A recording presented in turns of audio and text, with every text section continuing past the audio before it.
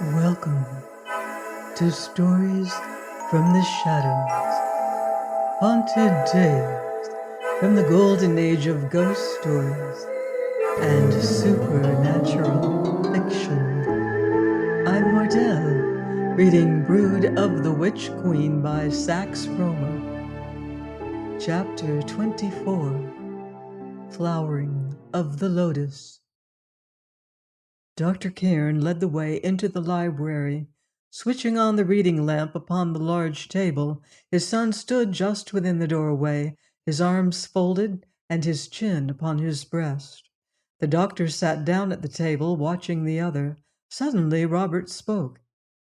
"Is it possible, sir? Is it possible?" His voice was barely audible. "That her illness can, in any way, be due to the orchids?" Dr. Cairn frowned thoughtfully. "What do you mean exactly?" he asked.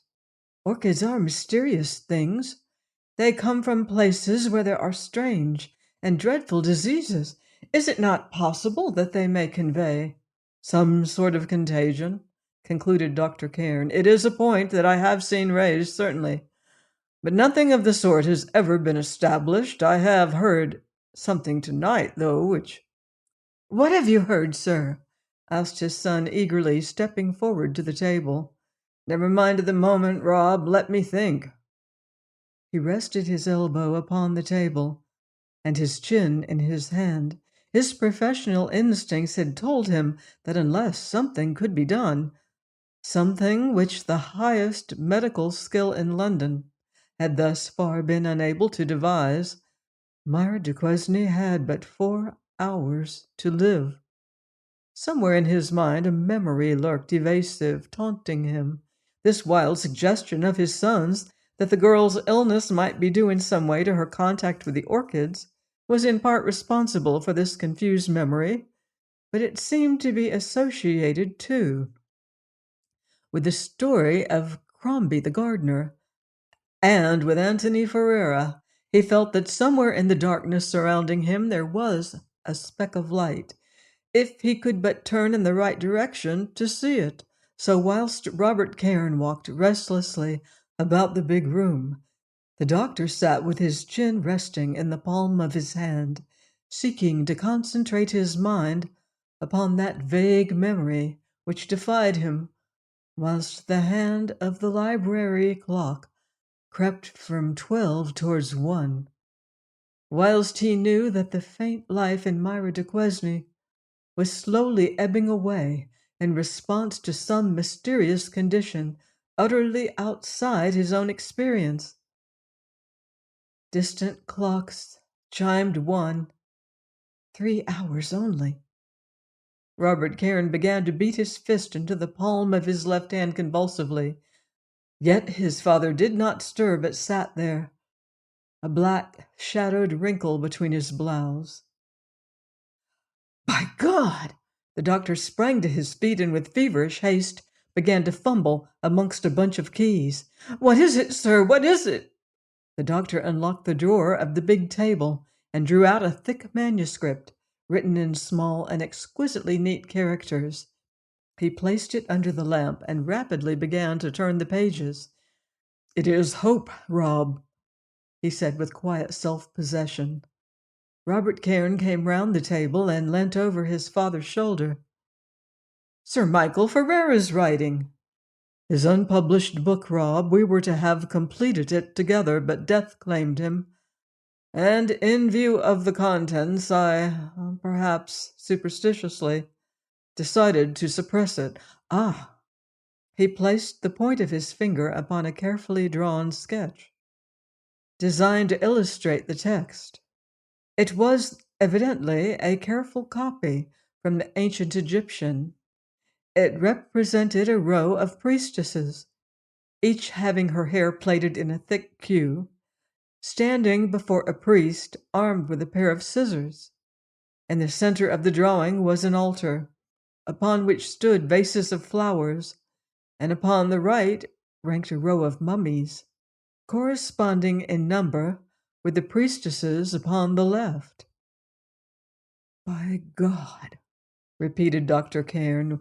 "We were both wrong. We were both wrong." "What do you mean, sir? For heaven's sake, what do you mean?" "This drawing," replied Dr. Cairn, "was copied from the wall of a certain tomb, now reclosed. Since we knew that the tomb was that of one of the greatest wizards who ever lived in Egypt, we knew also that the inscription had some magical significance.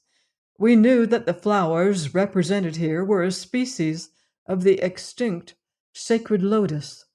All our researches did not avail us to discover for what purpose or by what means these flowers were cultivated, nor could we determine the meaning of the cutting off," he ran his fingers over the sketch, "of the priestess's hair by the high priest of the goddess."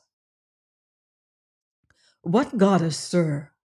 "A goddess, Rob, of which Egyptology knows nothing. A mystical religion, the existence of which has been vaguely suspected by a living French savant. But this is no time." Dr. Cairn closed the manuscript, replaced it, and relocked the drawer. He glanced at the clock. "1:15, he said. "Come, Rob." Without hesitation, his son followed him from the house. The car was waiting, and shortly they were speeding through the deserted streets, back to the house where death, in a strange guise, was beckoning to Myra de Quesnay. As the car started, "Do you know," asked Dr. Cairn, "if Saunderson has brought any orchids? Quite recently, I mean." "Yes," replied his son dully. "He bought a small parcel only a fortnight ago." "A fortnight?" cried Dr. Cairn excitedly. "You're sure of that? You mean that the purchase was made since Ferreira ceased to visit the house? Yes." "Why, it must have been the very day after." Dr. Cairn clearly was laboring under tremendous excitement. "Where did he buy these orchids?" he asked evenly. "From someone who came to the house, someone he had never dealt with before."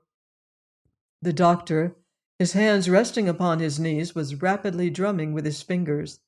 "And did he cultivate them?" "Two only proved successful. One is on the point of blooming. If it is not blooming already, he calls it the mystery." At that, the doctor's excitement overcame him. Suddenly, leaning out of the window, he shouted to the chauffeur, "Quicker, quicker! Never mind Russ. Keep on top speed." "What is it, sir?" cried his son. "Heavens, what is it?" "Did you say that it might have bloomed, Rob?" "Myra," Robert Cairn swallowed noisily, "told me 3 days ago that it was expected to bloom before the end of the week." "What is it like?" "A thing 4 feet high with huge egg-shaped buds." "Merciful God, grant that we are in time," whispered Dr. Cairn. "I could believe once more in the justice of heaven. If the great knowledge of Sir Michael Ferreira should prove to be the weapon to destroy the fiend whom we raised, he and I, may we be forgiven." Robert Cairn's excitement was dreadful. "Can you tell me nothing?" he cried. "What do you hope? What do you fear?" "Don't ask me, Bob," replied his father. "You will know within 5 minutes." The car indeed was leaping along the dark suburban roads at a speed little below that of an express train. Corners the chauffeur negotiated in racing fashion, so that at times 2 wheels thrashed the empty air, and once or twice the big car swung around as upon a pivot, only to recover again in response to the skilled tactics of the driver. They roared down the sloping narrow lane to the gate of Mr. Saunderson's house with a noise like the coming of a great storm, and were nearly hurled from their seats when the brakes were applied and the car brought to a standstill. Dr. Cairn leapt out, pushed open the gate, ran up to the house, his son closely following. There was a light in the hall, and Miss Saunderson, who had expected them and had heard their stormy approach, already held the door open in the hall. "Wait here 1 moment," said Dr. Cairn. Ignoring Saunderson, who had come out from the library, he ran upstairs. A minute later, his face very pale, he came running down again. "She is worse?" began Saunderson, but give me the key of the orchid house, said Dr. Cairn tersely. Orchid house? Don't hesitate, don't waste a second. Give me the key. Saunderson's expression showed that he thought Dr. Cairn to be mad, but nevertheless he plunged his hand into his pocket and pulled out a key ring. Dr. Cairn snatched it in a flash. Which key? He snapped. The Chubb, but follow me, Rob. Down the hall he raced, his son beside him, and Mr. Saunderson following more slowly. Out into the garden he went and over the lawn towards the shrubbery. The orchid houses lay in dense shadow, but the doctor almost threw himself against the door. Strike a match, he panted, then, never mind, I have it. The door flew open with a bang. A sickly perfume swept out to them. Matches, matches, Rob! This way. They went stumbling in. Robert Cairn took out a box of matches and struck one. His father was further along in the center building. Your knife, boy, quick, quick! As the dim light crept along the aisle between the orchids, Robert Cairn saw his father's horror-stricken face and saw a vivid green plant growing in a sort of tub before which the doctor stood. 4 huge, smooth, egg-shaped buds grew upon the leafless stems. 2 of them were on the point of opening, and one already showed a delicious rosy flush about its apex. Dr. Cairn grasped the knife which Robert tremblingly offered him. The match went out. There was a sound of hacking, a soft swishing, and a dull thud upon the tiled floor. As another match fluttered into brief life, the mysterious orchid, severed just above the soil, fell from the tub. Dr. Cairn stamped the swelling buds under his feet. A profusion of colorless sap was pouring out upon the floor. Above the intoxicating odor of the place, a smell like that of blood made itself perceptible.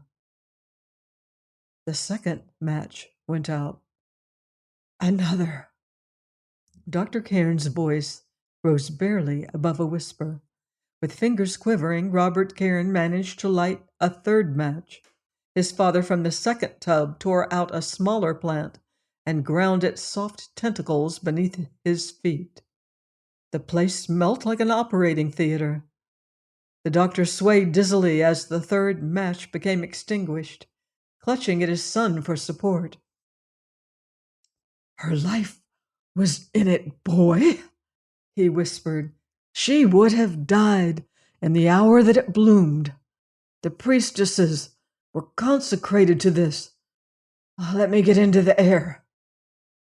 Mr. Saunderson, silent with amazement, met them. Don't speak, said Dr. Cairn to him. Look at the dead stems of your mystery. You will find a thread of bright hair in the heart of each. Dr. Cairn opened the door of the sick room and beckoned to his son, who, haggard, trembling, waited upon the landing.